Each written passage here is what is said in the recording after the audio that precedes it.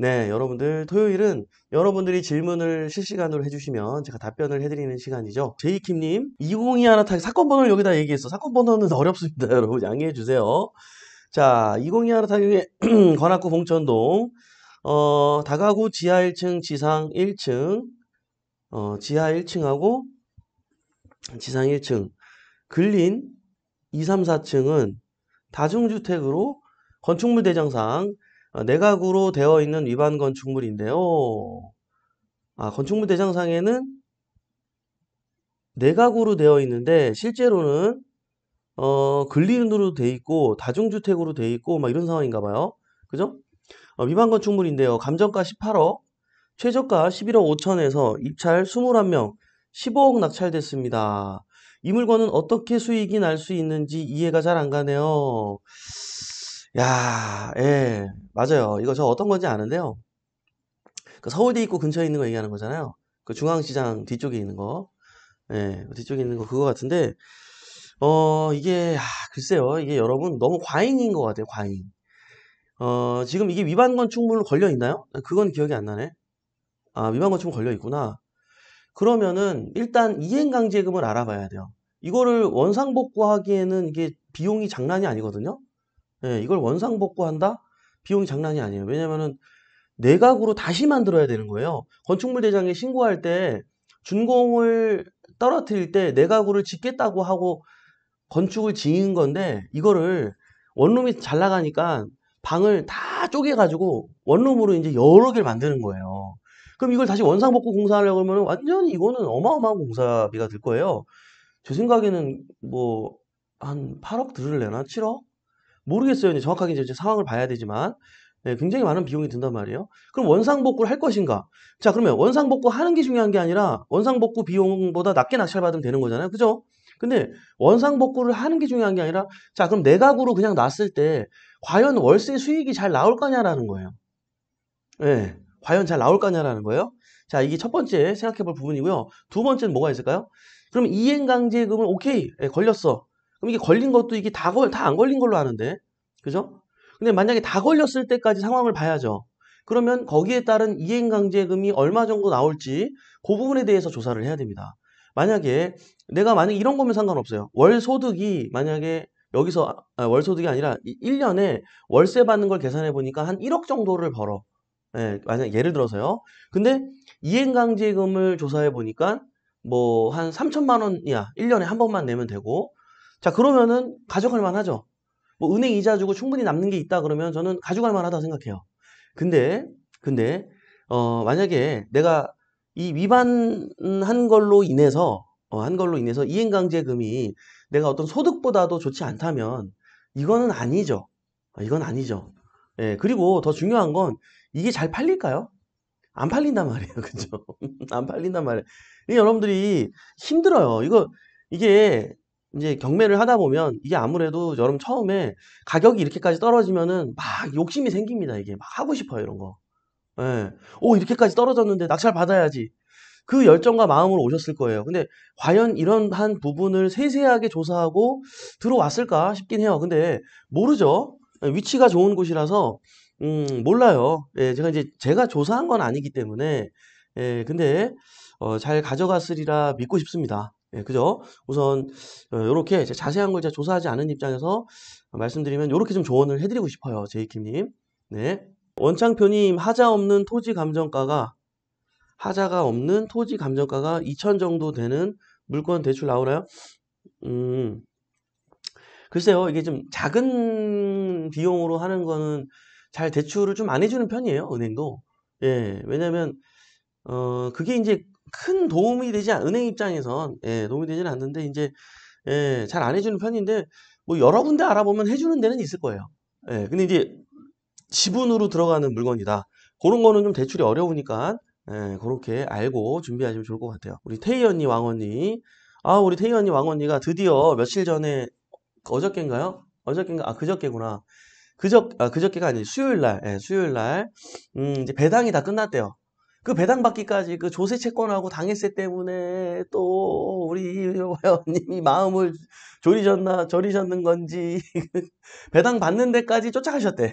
그래가지고 배당 받는 데까지 쫓아가서 이거를 다 지켜보고 이거를 정말 어머 멘토님 당해세는 1,000만 원 나가고요. 조세는 6천만 뭐 이것저것 해가지고 한 600만 원 나가가지고 그거 빼고는 다 받았어요 임차인이. 다행이에요. 얼마나 다행인지 몰라요. 너무 좋아하시더라고요. 내가 다 기분이 좋더라고. 우리 진짜 왕언니 같은 분도 없어요. 제가 그렇게 수업 시간에 조세 채권, 당해세 조사해가지고 여러분만 낙찰받아라. 우리 왕언니 혼자 낙찰받았잖아. 조사하고 들어왔기 때문에. 예? 우리 왕언니 혼자 낙찰받았잖아. 얼마나 멋있어요. 예?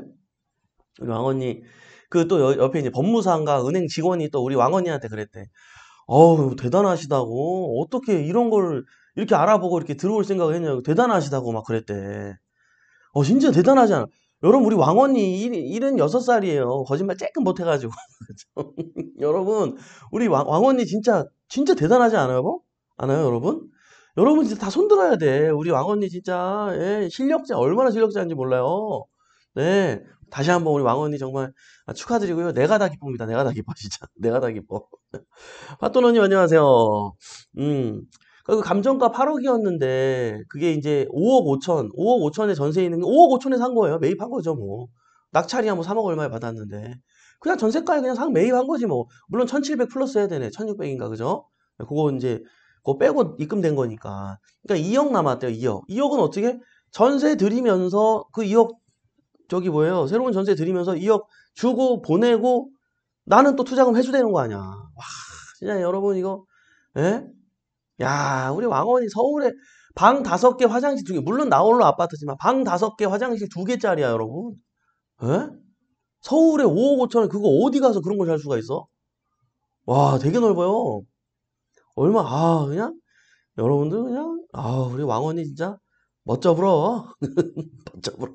팟도라님 안녕하세요. 공주TV님, 근저당과 대항력 효력 발생일이 같은 날인 경우 그럴 때는 대항력이 우선이겠죠? 잠깐만요. 근저당과 대항력, 효력 발생일. 아니에요. 자, 봐봐요. 아마 전입신고 날짜를 얘기하는 것 같아요. 자, 근저당 날짜하고 전입 날짜가 만약에 같잖아요. 그럼 어떻게 될까요? 대항력이 없어요. 왜요? 근저당을 설정한 날로부터 법적인 효력이 발생하지만 전입일자는 다음날 0시부터 효력이 발생되기 때문인 거예요. 자, 만약에 근저당 날짜와 전입 날짜가 같으면 이건 대항력이 없다고 판단하시면 됩니다. 네, 태사님, 멘토님 보통 일반 물건 대출 받는데 감정받는 기간 얼마나 걸릴까요? 일반 물건을 대출 받는데 감정받는 이 탁감이라 그래가지고 은행에서 자체적으로 이제 감정을 하거든요. 예, 근데 그게 뭐 보통 하루 이틀? 예, 뭐 어떤 뭐 공장이나 토지나 이런 거는 좀 며칠 걸리고요. 보통 일반 뭐 아파트나 주택 같은 경우는 뭐 하루 이틀이면 그냥 바로 얼마 가능하다고 여러분들한테 저기 문자로 알려줍니다. 김은숙님, 매매사업자 내면 대출이 수월하다는데 매매사업자 낼 때 어떤 항목을 쓰면 좋을까요? 매매사업자 요거는요 우리 이모님들한테 그때그때 물어보시면 좋아요. 이게 왜냐면 아무거나 내도 되는데 사실 아무거나 내도 돼요. 근데 이제 문정권 때는 이제 이런 게 있었어요. 제가 이제 부동산 매매사업자 이렇게 그게 써 있었는데 사업자 등록증상에 그때 이제 은행에서 대출 안 해준다고 그 업태 종목을 바꿔달라 그러더라고요. 그래서 제가 세무서 가가지고 바로 그날 바꿔주거든요. 가면은 사업자증 수정해 주거든요. 그거 수정해가지고 그냥 하면 돼요.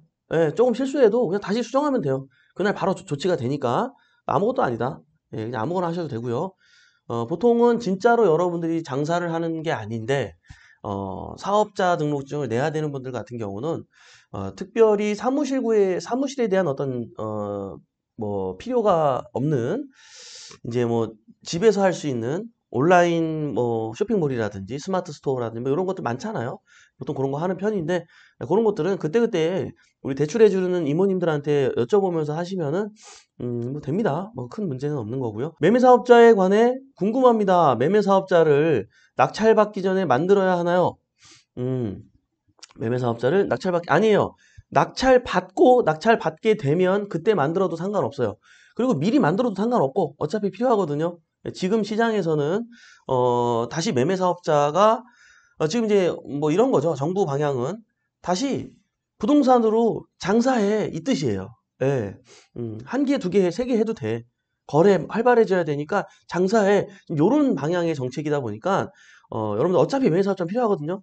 그냥 뭐 낙찰 받고 해도 되는데 뭐 이거 한다 그래서 뭐 여러분 세무 기장료가 나간다거나 뭐 이런 상황은 아니기 때문에 뭐 상관없다 미리 만들어도. 자, 아니면 낙찰받은 물건을 어떻게 매매사업자에 적용해야 단기 매매 시 양도소득세를 줄일 수 있나요? 매매사업자를 미리 만들어 매매사업자로 대출받아야 적용이 되나요? 맞아요. 예, 매매사업자 만들어가지고 그걸로 대출을 받아야 적용이 되는 거고 안 그러면 안 돼요. 자, 그리고 매매사업으로 이걸 사업으로 보는 거예요. 만약에 부동산을 여러분들이 매매사업자로 등기해가지고 만약에 이거를 매도하게 된다면 이거는 부동산을 전문적으로 사고 파는 사업자로 보는 거예요. 여러분 장사하는 사람으로 보는 거예요. 자, 그러다 보니까 양도세가 개인이 갖고 있을 때는 지금 어떻게 되죠? 1년 안에 팔면 70%, 2년 안에 팔면 60%잖아요. 근데 이 매매 사업자로 팔게 되면 그렇게 적용되지 않아요. 이게 내가 얼마를 벌었냐에 따라서 우리가 장사할 때 똑같죠? 장사할 때 우리가 만약에 1200만 원 벌면은 6% 내고 얼마야? 그 요율이 있잖아요. 예, 예를 들어서 몇 천만 원 벌면은 20 몇 프로 내고 42%까지 내잖아요. 그죠? 그러니까 수익이 많이 나면은 그게 그건데 수익이 적게 나면은 매매 사업자를 하는 게 훨씬 낫습니다. 예, 요율을 잘 비교해보고 하시면 좋은데 단 요거는 비규제 지역만 가능한 거예요. 자, 규제 지역, 조정 대상 지역 이상인 지역에다가 만약에 할 경우에는 어떻게 돼요? 자, 양도세 일반 개인이 내는 1년 안에 파는 70% 그거와 이 사업자 이 소득세 중에 높은 걸 채택해요. 자, 무슨 말인지 알아요? 그러니까 조정 대상 지역 이상에 있는 지역에서 만약에 단기 매도할 경우에는 70%가 나간다는 얘기예요. 양도세가 매매 사업자로 해도 이 뜻이죠. 그러나 지금은 이제 완화책이 왔고 지금 어때요? 규제 지역이 강남 3구하고 용산밖에 없잖아요. 그죠? 자, 그렇기 때문에 대부분은 뭐 그게 적용되는 게 아니기 때문에 그렇게 판단하시면 되겠다라는 말씀을 드려요. 길냥이 탈출님, 물건 검색 중에 아파트 대항력 있는 임차인이 주택도시보증공사에 승계 처리된 거는 똑같이 낙찰 배당 시 인수사항인가요? 아니요, 이제 주택도시보증공사가 승계가 된 거니까 어차피 주택도시보증공사 쪽에서 그 대항력 있는 임차인한테 먼저 비용 처리를 해줬을 거예요. 임차인은 이미 떠난 상태고 나머지 모든 대화를 우리는 주택도시보증공사 담당자하고 얘기를 나누면 되는 거예요. 그죠? 예, 그래서 똑같이 인수사항이다라는 걸 보시면 됩니다. 그러나 간혹 가다가 이런 과정 가운데 시세가 너무 이제 떨어져서 대항력을 포기하고 나오는 물건들이 있기 때문에 그런 부분에 대해서는 반드시 잘 읽어보고 판단하시면서 준비하시면 좋을 것 같습니다. 조아님, 당해세 확인 어디서 하는지 한 번 더 알려주세요. 당해세요? 당해세는 이제 임차인에게 확인해야죠. 예, 아니면 사건 이해관계자하고 협의를 통해서 알아내는 방법이 있을 거고요. 그죠? 네. 임차인 입장에서, 계약하는 임차인 입장에서 얘기하는 건가요? 자, 50억 가자님 안녕하세요. 네, 소담님, 그러게요, 왕원님, 네, 명동 김 회장님, 대표님, 일전에 오늘의 신건 봐주실 때 임야의 지분에 대한 설명 중 분묘가 있으면 협의 가능하다고 하셨는데 투자 사례를 들려주시면 이해가 쉽게 될 것 같은데 가능하실까요? 뭐 가능하죠. 예, 이제 이런 게 있어요. 보통 이제 묘지가 있는 곳들은 그 땅을 가족들이 보통은 소유하고 있죠. 종중에서 갖고 있는 경우도 있고 가족들이 소유하고 있는데 이게 보통은 한 개가 있으면 모르겠는데 뭐 한 두세 개, 네 개, 여러 개가 있으면 뭐 아버님, 뭐 큰아버님, 뭐 작은아버님 석권해가지고 이렇게 아마 가족들이 모시고 있는 경우들이 뭐 대부분이거든요. 일반적이거든요.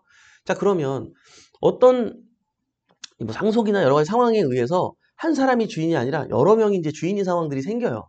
그러면 이 모든 분들이 경제 생활을 안전하게 잘 꾸려가서 뭐 가압류가 들어오거나 이럴 일이 없으면 괜찮은데 그 중에 이제 한 분 정도는 문제가 생기는 경우들이 있습니다. 뭐 카드값을 못 냈다든지 다양한 어떤 상황들 때문에 그동안 이분이 재산이 없어가지고 가압류를 하든지 경매를 치지 못했는데 뭐가 물건이 하나 뜬 거야.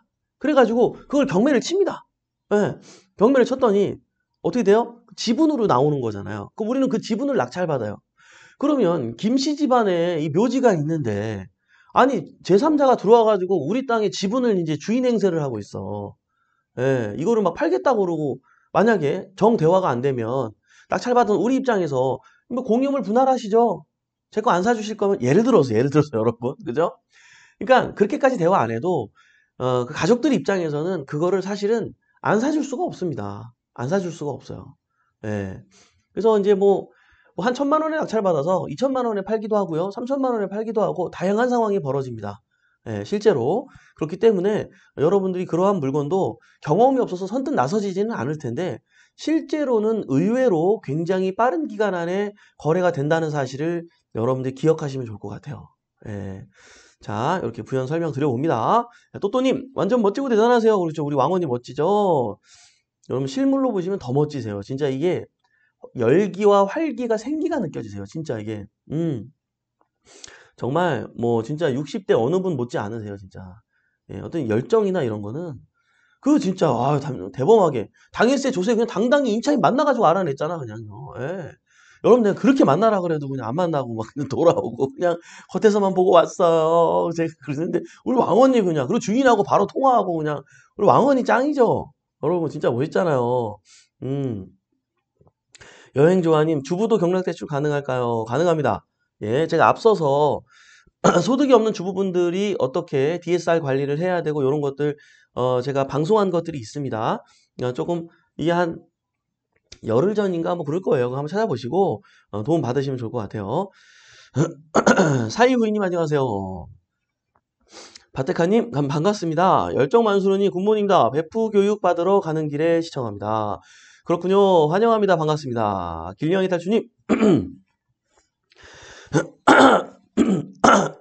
죄송합니다. 자, 총 20세대 정도 되는데 1호씩 경매가 나왔는데 괜찮을까요? 네, 나쁘지 않습니다. 뭐 어차피 상관없어요. 예, 그거를 예, 뭐 이제 어떤 물건이냐에 따라 좀 상황이 다르긴 하지만 네, 기본적으로는 법적으로 권리적으로는 큰 문제는 없어요. 네. 자, 소년지님 안녕하세요. 수국조아님 경매로 받은 후 공동명의로 된 건물을 제 이름으로 할 경우는 자, 경매로 받은 다음에 공동명의로 된 건물을 제 이름으로 할 경우 무슨 말일까요? 그러니까 공동명의로 되어 있는 경매 물건인데 이 건물이요. 내 이름으로 낙찰받을 경우 얘기하는 건가요? 아, 경매로 받은 후 공동명의로 경매를 낙찰받았나 봐요. 네, 그리고 근데 내 이름으로 할 경우 제가 질문을 이해 못했어요. 무슨 말인지 모르겠습니다. 죄송합니다. 자, 길냥이 탈주님, 네, 뚝딱이님. 그래서 하루 먼저 전입해서 근저당과 같아지면 어떻게 되는지 물었던 거로. 네? 하루 먼저 전입해서, 하루 먼저 전입했으면은 대항력이 있는 거죠. 네. 그죠? 경매사냥꾼이, 지휘정리, 개발지구 쪽 토지를 볼 때 전답, 맹지 등 어떤 걸 봐야 할까요? 토지는 잘 몰라서요. 자, 개발되는 지구 쪽에 토지를 볼 때는 뭐 이슈가 있는 요즘에 이제 예를 들어서 그저께인가 그쵸? 예, 아주 그냥 정부에서 윤석열 대통령이 직접 우선이란 표현을 했어요. 뭐라고요? 우선 300조 원을 투입해서라는 말을 했어요. 예. 그러면 그 이후엔 더 큰 돈이 투자가 될 수 있을 여지를 남겨둔 말이죠. 300조 원이면 사실 어마어마한 규모죠, 여러분.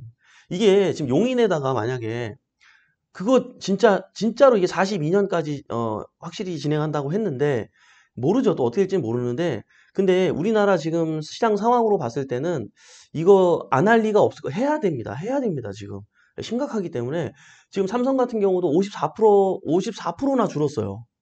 네, 반도체 수출이 이게 지금 심각합니다. 지금 상황이. 우리 생각한 것보다. 어쨌든. 자, 이제 그러면 TSMC를 겨냥한 것도 그렇고 여러 가지 관점에서 이걸 진짜 진행해야 되는데 이 규모가 어느 정도냐면요. 평택, 거기 어디야? 화성, 예, 우리 용인. 여기에 있는 반도체 규모를 합치고도 플러스 20%나 더 넓은 부지를 조성한다고 해요. 여러분, 용인 또다시 한번 뒤집어집니다, 여러분. 예. 근데 이 이슈가 있을 때는 또 잠깐 또 올랐다가 또 이제 좀 시간이 지나면 또 사람들 관심성이 사라집니다. 예, 근데 반드시 또 돌아온다는 거를 잊지 말으셔야 돼요. 역시 서해 남부 벨트를 또 딴 데로 샜다 그죠? 이게 중요한 게 아니죠. 그건 나중에 제가 또 강의하도록 하고요. 자, 개발지구 쪽 토지를 볼 때 요런 이제 막 이런 이슈가 있어가지고 막 토지를 봐야 돼 이제. 그러면 전을 봐야 돼요, 답을 봐야 돼요, 맹지를 봐야 돼요. 아무거나 괜찮아. 정답은 아무거나 괜찮아요. 이런 거 이슈가 있을 때는 아무거나 괜찮아요. 예. 자, 이랬든 저랬든 맹지를 갖고 있으면 맹지를 갖고 있는 대로 앞에 있는 맹지를 탈출해 있는 그 땅들이 내 맹지를 사고 싶어 해. 반대로 내가 맹지를 받으면 어때요? 앞에 도로에 붙어 있는 그 땅을 내가 사면은 사는 순간 갑자기 2배가 되는 거 아니에요? 내 땅의 가치가. 이해돼요? 그러니까 이게 뭐 땅은요 뭐 이렇게 고를 게 없어. 근데 조금 초보자분들한테 제가 피했으면 하는 거는 그린벨트는 좀 피했으면 좋겠어요. 예, 이게 왜냐면 일단 토지는 동맥경화가 일어나는 투자예요. 그죠? 뭐예요? 돈의 흐름이 끊기는 투자야. 내가 낙찰 받으면 일단 내 돈이 목돈이 묶이는 투자예요. 이해되시죠? 그렇기 때문에 그러면 그래도 한 2, 3년, 4년 안에는 반드시 효과를 볼 수 있는 어떤 매물이어야 되는데 그린벨트는 이게 언제 풀릴지 모르는 거잖아요. 근데 돈은 묶여 있는데 그린벨트야. 예, 물론 서울 근교 그린벨트하고 다른 곳에 있는 그린벨트는 또 내용이 다릅니다. 얘기하려니까 또 너무 길어지네. 네, 그래서 이런 거 할 얘기가 너무 많은데 일단은 결론을 말씀드리면 개발지구 쪽 토지를 볼 때 전담 맹지 등 어떤 걸 봐야 할까요? 예, 요거는 다 괜찮다. 그러나 적극적이신 분들한테는 맹지가 괜찮고요. 적극적으로 안 하고 나는 그냥 안전하게 벌고 싶다 그러면 맹지는 하시지 마시고 요렇게 요 정도 조언을 드리고 싶네요. 알겠죠? 자, 여러분들 토요일은 이렇게 여러분들이 실시간으로 질문을 주시면 제가 답변을 드리는 시간입니다. 네, 여러분 유익하시죠? 네, 그래서 매주 토요일은 이렇게 진행을 하고 있으니까 궁금하신 내용이 있다면 언제든지 토요일을 이용해 주시면 좋을 것 같습니다. 네, 이외에도 많은 분들이 질문 주셨는데요. 또 실시간으로 또 오셔가지고 굳이 또 이렇게 질문도 주시고 예, 너무 감사합니다. 예, 자 일일이 다 답변 못 드린 점 양해해 주시고요. 네, 또 다음 토요일을 이용해 주시면 고마울 것 같습니다. 알겠죠? 네, 크리스티나요. 오셨네요. 우리 또, 예, 크리스티나요. 멀리서 이탈리아에서 보고 계신가 봐요. 네, 네. 어제 낙찰 물건 중 이슈를 찾아봤어요. 최고, 최다. 네, 맞아요. 잘했어요. 공부되는 느낌이 들었어요. 매일 해볼게요. 잘했어요. 네, 그래요, 여러분들. 예, 좋습니다. 네.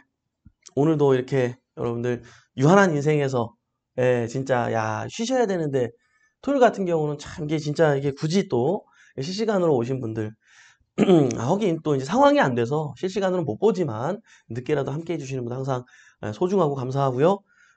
매일 아침 행복한 부자가 되고 싶다면 굿모닝 경매와 함께 하시죠. 저는 또 월요일 아침에 활기찬 모습으로 찾아뵙도록 하겠습니다. 지금까지 배포옵션의 이성재 멘토였습니다. 여러분 우리 같이 잘 됩시다. 화이팅!